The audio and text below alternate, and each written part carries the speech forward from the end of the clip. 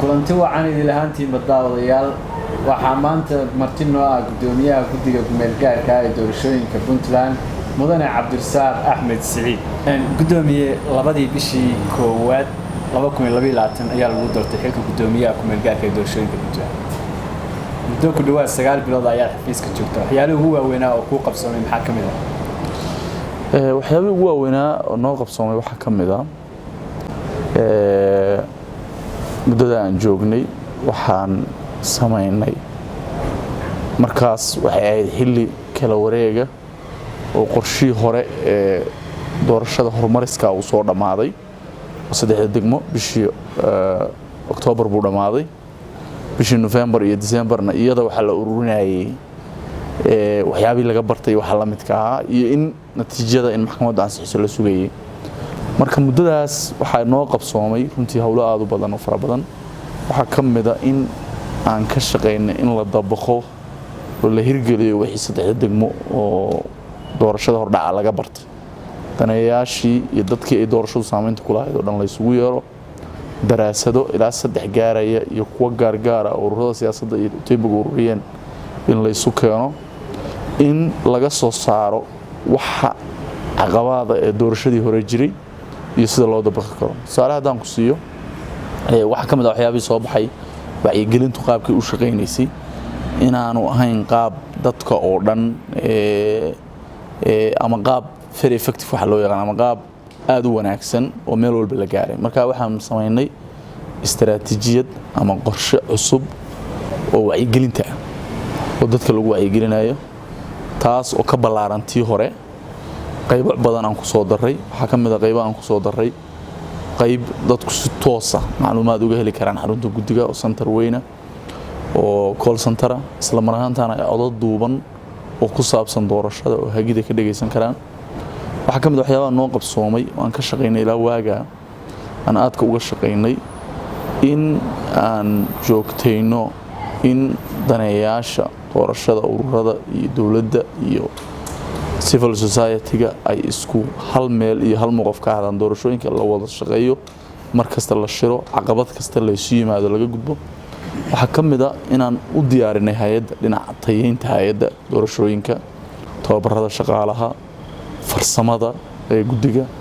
kordhinta xataa xafiisyada dhismayaal baan ku kordhinay waxaan sameynay xarunta Garowe waxaan kaloo sameynay oo hirgelinay intaas inaan keenay qalabkii diiwaangelinta oo dhameystiran oo procurement-giisa iyo wixiisa iyadoo xaalada adag ay jiraan oo aad dareemayso in adduunka COVID-19 markii hore ka jiray hadda oo kale ay jireen Ukraine oo kale haddana inaan qalabkii iyo teknolojiyadii oo dhameystiran hadda aan keenay iyo waxyaabo fara badan oo dhinaca farsamada diyaar garowga oo hay'adahan in la diyaariyo rabta qalin la tababaray rabta imkaaniyaadkii iyo xafiisaadkii in la kordhiyo rabta 9 gobol baan xafiisyo ku leenahay heer gobola kuwa tayeyn bay rabaan waxaas oo dhan waan sameynay marka waa waxyaalahaas oo dhan baan noo qabsoon dhismaha aad ku kordhiseen xafiiska Garowe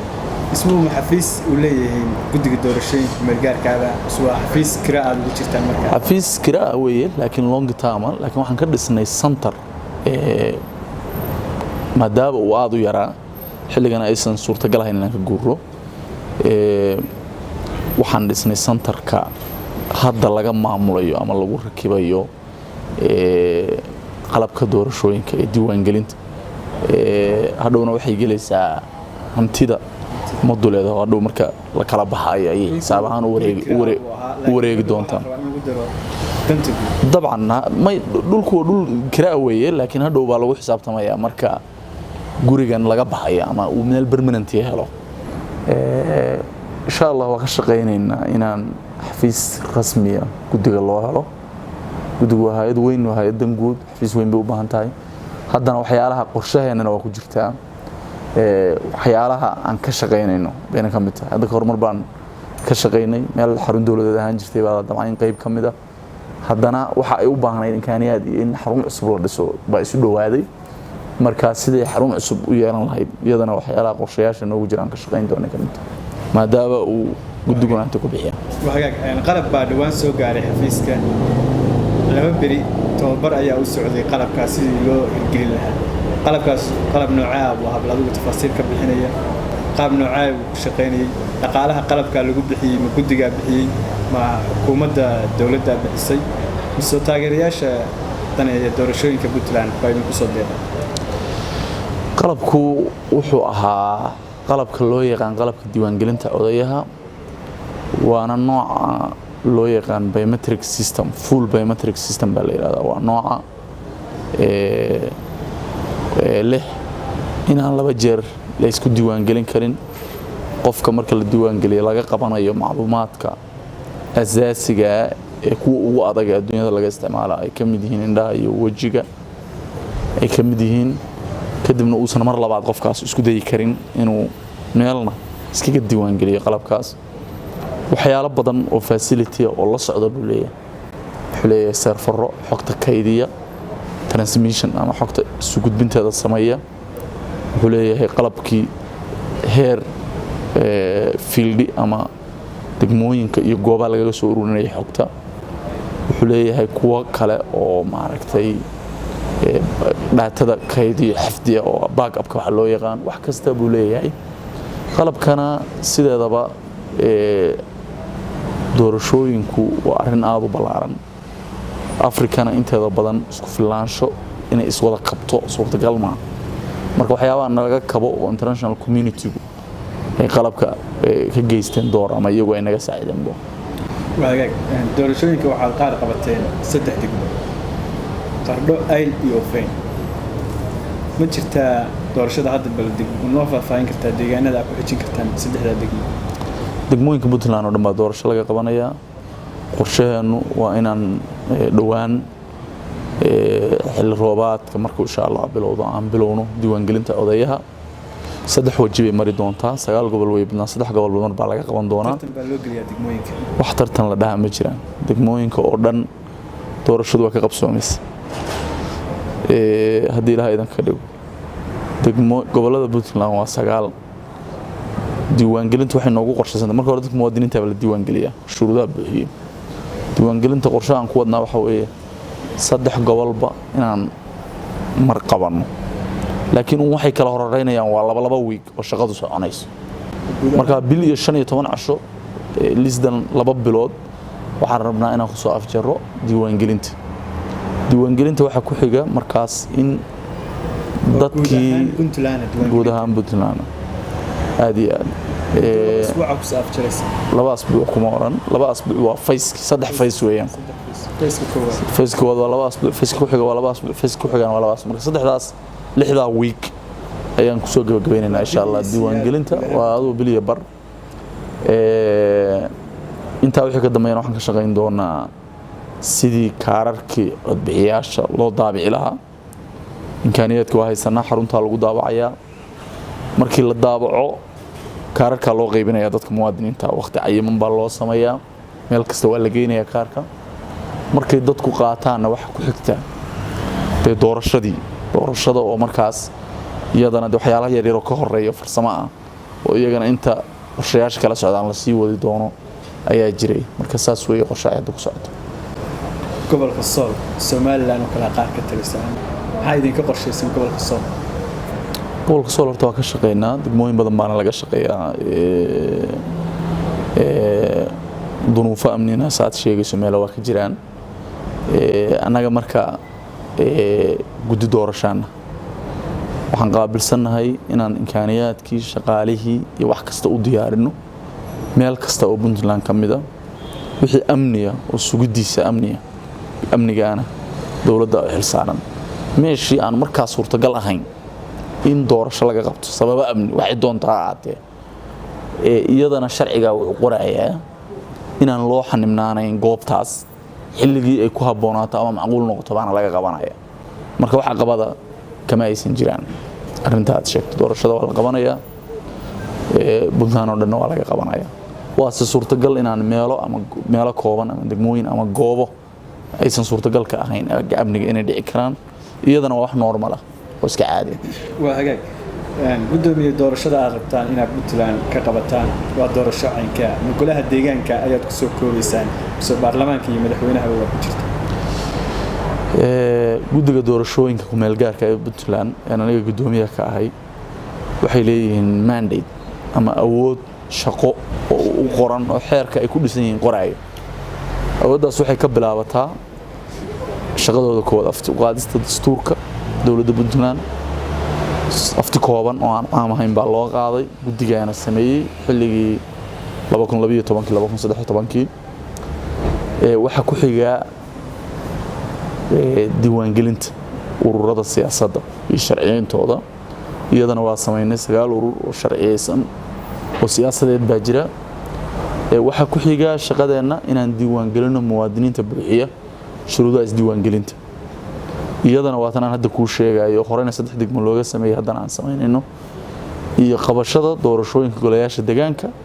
waxa inta noo raaca inaan sharciyad siino ama shahaado siino ururadaas la diiwaan geliyay baa waxay ku tartamayaan golayaasha deegaanka markay ku tartamaan 3 urur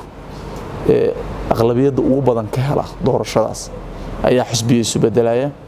3daas xisbi ayaan anaga guddi ahaan waxaan siinaynaa shahaadooyinka xisbinimada markaan 3daa xisbi shahaadada siino marka degmooyinku ay dhamaadaan guddiga iyaga anaga ku meel gaarka sababta loo yeerino waa saas markaas shaqadoodu ku egtay kuma jirto shaqa inta ka baxsan sida baarlamaanka iyo madaxtooyada iyo midna kuma jirto laakiin hay'adda doorashada oo shaqaalaheeda leh madaxweynaha iyo baarlamaanka qabataan guddi ahaan nooguma jirto anaga laakiin hay'adda doorashada iyo guddiga hadda shaqeeya waa kala labo hay'adda doorashada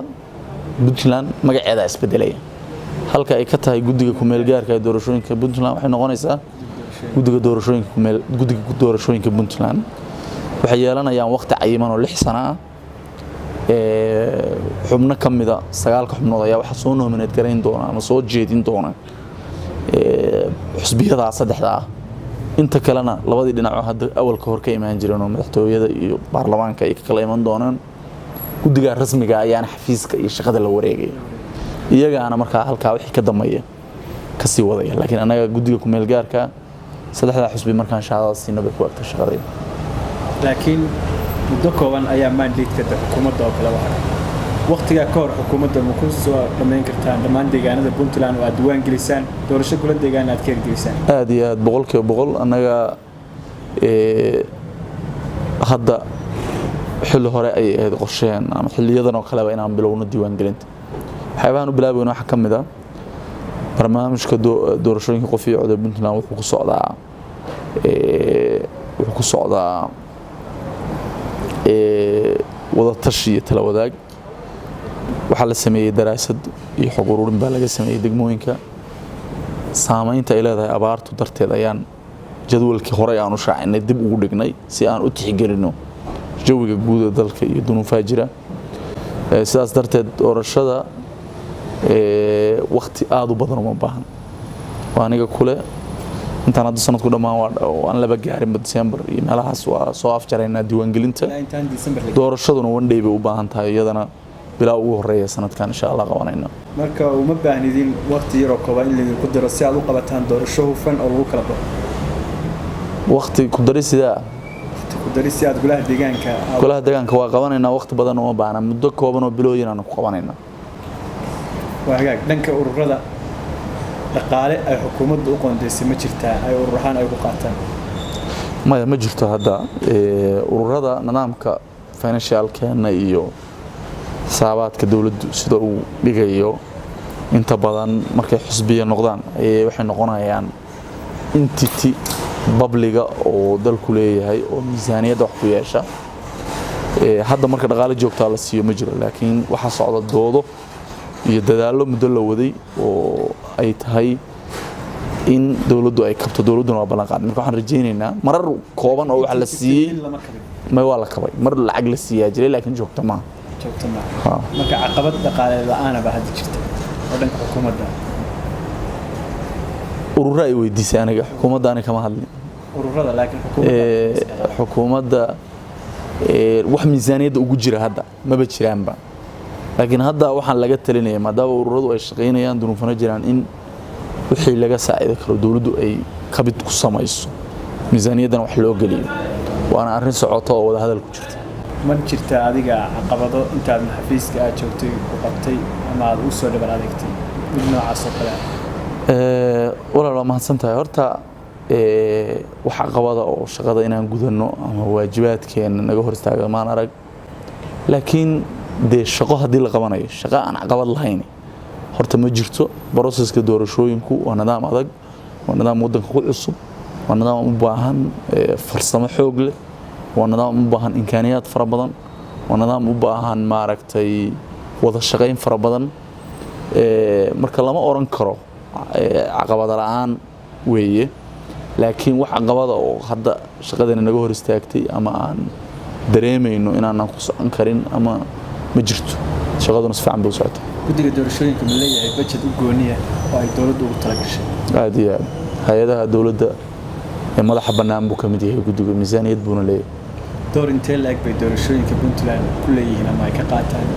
bulshada rayidka ciidamada kala duwan ee dawladda Puntland door aad u muhiim ah ku leeyihiin bulshada rayidka ay waxyaalo badan oo ay ka shaqeyso baa jirta oo ay nagala shaqeyso wacyigelinta ka shaqeeyaan barnaamijka kan dhaqangelintiisa iyo u loobin gareyntiisa iyo sidii loo hirgelin lahaa ka shaqeeyaan talo wadaag baan leenahay talooyin iyo khibrad ay nagu beeriyaan iyagoo ururo leh dalada bulshada rayidka ah leh hay'ado kala duwan leh si fiican bayna runtii noola shaqeeyaan oo door muhiim ah oo guud bay ku leeyihiin ciidamada ammaankuna waa ciidamadii dalka gaar ahaan ciidanka booliiska ayaa si gaar ugu xilsaaran sugidda amniga doorashooyinka doorashadii saddex degmona si fiican oo guul ah oo aan wax amni darro ah ama wax khasaare ah ka dhalan doorashada ayay u sugeen iyagaana dee hay'adda sharciga oo ciidamada amnigu ah wixii amniga u qaabilsan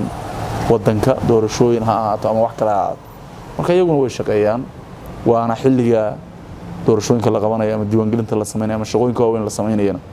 ciidamo dheeriya baa inta la howlgeliyo wacyigelin loo sameeyo baa ka shaqeeya doorashada xarunta guddiga ku meel gaarka doorashooyinka Garowe labadii beri u dambeysay qalabkii la keenay shaqo badan ay kaga socotay ama xafiiska shaqo culus ay ka socotay adigu waxaad ku sugan tahay magaalada Nairobi ee dalka Kenya safarkaagu waxa uu la xiriiro mid ama laba waa mahadsantahay safarkaygu wuxuu ahaa safar shaqo oo aan ku soo gaaray magaalada Nairobi sidaad la socoto waxa aad u degan international community-ga barnaamijka doorashooyinka ama dimuqraadiyadda ama qof iyo codna waa barnaamij ballaaran oo leh taageerayaal badan international community-gu waxay ka mid yihiin dadka dhaqaale iyo khibradba ku bixiya dhinaca farsamada ee doorashooyinka halkan marka waxaa jira shir gaara oo bil walba aan yeelano wadamadaas iyo safaaradahaas iyo hay'adahaas nagala shaqeeyo doorashooyinka oo ku wadanaya doorashooyinka marka inta badan bil walba de halka shirka uma iman karo laakiin bilana warbixin qoraal ama shir fogaan araga baan yeelanaa mararka muhiimka ah halkan aan imaanna marka sidaad media ka aragtay kulamo kala duwan baan lahaa iyaga arrimahoodaas iyo shirarka kala duwan baan halkan u nimi khubaro waxa jirta kooytoonka bisha laftigeeda baxaysa aan halkan kulan kula yeelanayay oo iyaga laftigoodu qaarkood Mareykanka imaanayaan oo dadka nagala shaqeynaya systemska lagu shaqeynayo diiwaangelinta oo systemyo casriya oo teknolojiyada aad u culus baa laga shaqeynaya ayaa iyaguna tagaya marka iyaguna guul bay noogu soo dhamaadeen shirarkaas aan u joognay shaqooyinka guud ahaan inta ayaan kusoo gabagabeynaa wareysigii gaarka ahaa oo aan magaalada Nairobi ee caasimadda dalka Kenya kula yeelanaynay gudoomiyaha guddiga ku meel gaarka ee doorashooyinka Puntland mudane Cabdirasaaq Axmed Saciid mudane waan kaaga mahadcelinaynaa waqtiga kooban oo aad mahadsantahay